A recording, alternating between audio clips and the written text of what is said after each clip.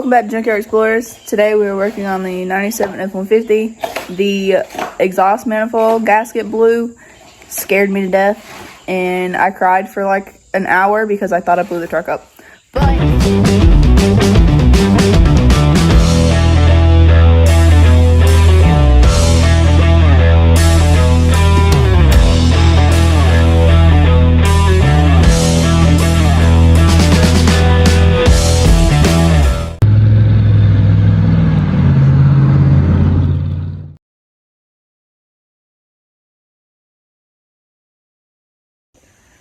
alright, so we changed the passenger side of the exhaust manifold and it still didn't stop the noise. So we're going to check the passenger or the driver's side, and we're pulling valve covers too, just to be on the safe side, just to make sure we don't have a collapsed lifter or failed rocker arm or something. We don't know.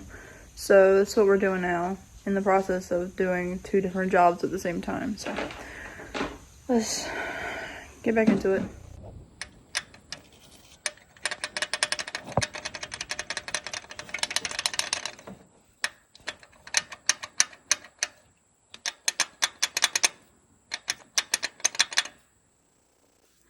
After close observation, this is what is wrong.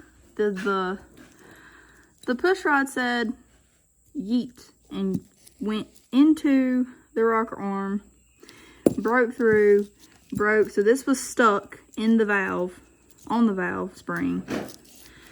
And the push rod itself broke right there. So, push rod was straight. It was doing this, and then it decided to go, yeah, and break. But we did look inside the truck. They're clean. The springs, the rockers, they're all clean and they're tight. They don't have any slack on either side except for that one on the passenger side. And you have to take all this bracket, all the wires, vacuum hoses, all these sensors and stuff, you have to take them off for you to get over to that side because there's so much over there. This is the easier side. That's the harder side. You got to take fender wells out like this. You got to fit in here and take the valve cover off. So it's a pain. It's a pain. But we got to run and get rocker arm, push rod, and some other stuff. But when we get back, we're going to paint our valve covers Ford blue, of course. They're going to look good on this engine. And we can only hope it fixes the problem. And we'll go through and walk you through step by step on what to do. So, let's get into it. And like that, we have a new push rod and a new rocker arm to put into this engine. You can see where it's off. It broke third from the back. And as you can see, I'm sitting in between the rotors. So this is a very fun job when you don't want to do it. It's aggravating because you got to take all this stuff off right by the intake just to get to the valve cover, just to put these rocker arms and stuff in. So we are going to reinstall the rocker arm and then reinstall our valve covers, put all of our brackets and stuff back in, our vacuum hoses, and then we got to put the driver's side back on, and then hope for the best. Hope for the best and hope that nothing else is majorly wrong. But praying, we're praying for good things. It's not a good job. If not, yeah, we're gonna have to put either a set of heads or a set of lifters in it. So let's see about getting this heartache here back on the motor. Okay. Think it will not? No.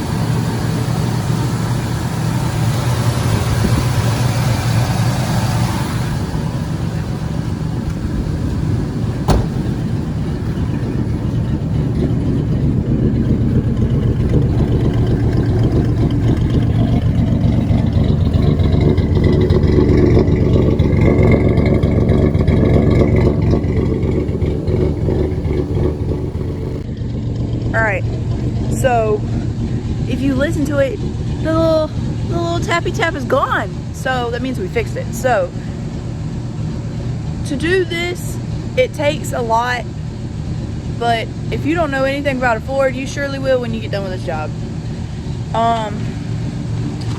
Because there is so much you have to take apart just to get to where you can actually work on the valve covers, because it is just so compact in the engine compartment that you have to take so much apart and so much out to get to what you got to get to. So I will flip the camera around and I'll show you how all that works. So now that I got the engine running, you can actually hear under the engine that it's really quiet now, because that rocker arm and the push rod are actually working as they should, how they should. But if you see here, this is your EGR system right here, and there's two vacuum doodads back there. You have to take, and there's a whole bracket. You can see it mounted on the intake, and this right here has to come off. So you got to take this and the bracket this sits on. You got to take all that out, and then you got to come down here, take your inner fenders and your tire out. But your inner fenders is just 5.5 millimeter screws, and those little black clips. You got to take those out too. But this side is the harder side. On the driver's side, you actually don't have that much to take off. You still have to take your tire, your inner fender out, but there's your valve cover right there. All you got to do is disconnect the PCB. You got to disconnect the bolt that holds the oil dipstick on, and there's a bracket back there you have to take off that's onto the manifold. But that is all you have to take off, and then it's just 8mm screws that hold the valve cover down, and that's pretty much it. And then when you get inside the valve cover, check and make sure all your rockers are good and they're not wiggling like the third one back was doing. And that's just a 15mm bolt holding the rocker arm down. And once you do that, you pull your rocker up and your push rod to see how it examine the condition and see about what you need to do to replace. We were worried that we would have to replace a whole lifter when it wasn't a lifter that needed to be replaced anyway. It was the rocker arm. But the weird thing is with this engine only has 70,000 miles on it, and we don't know what caused it to do that. So it's pretty much a mystery to us right now until we can actually get in depth and find out exactly what happened, what exactly caused that rocker or that push rod to shove itself into the rocker arm. So let me get the old rocker arm and the old push rod. Okay, so here's our old rocker arm, and you can see the ball to the top of the push rod is shoved into the rocker arm. We don't know why it did that, and then it broke, and now I don't know what to do with the other piece of the push rod. But your push rod is just supposed to sit in the block like this, and this piece is supposed to be in your rocker arm to oil your rocker arm and your valve spring. So this piece was stuck in this, and if anybody needs rocker arm or push rods for a 4.2, it's RP-3284 at Napa. This is where we got these, was Napa. But now that we've got this issue fixed, we have to get the brake rotors on the front turned, and we got to get the tires balanced on all four corners, because when you're going down the road and you hit about 55, 60, the tires make the truck feel like this. So I think the tires are out of balance. And the rotors, when you slow down on them real hard, they'll sit there and shake you everywhere. So it's time to be replaced. But luckily, this right here was our only issue, and we didn't have anything internally. Because like I said, this engine only has like 70,000 miles. But I have heard not so good reviews about Jasper engines, because that's what this is. This is a Jasper reman engine. But luckily we found the problem before it made it any worse internally. And luckily it was just a rocker arm that was tore up and not, say, it through main bearing or something. So we're lucky it didn't do that. We're lucky it was just the rocker arm, because Cecil's already told me he doesn't like driving my truck. So now he'll have his truck back, even though it was kind of my fault that it broke on me.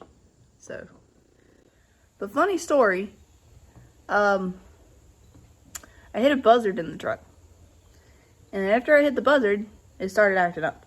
So now we have the running joke that I tore it up by hitting a Buzzard. But the thing is, the Buzzard didn't hit on the driver's side, on the passenger side. It hit on the driver. So I don't know how it works. So that's why we're gonna say a Buzzard blew my engine up. That's what we're gonna do. But luckily, it didn't blow it up. It just tore a rocker arm up, and we just don't know what it did. We don't know. But yeah. Until next week, I think next week we're gonna work on the T-Bird.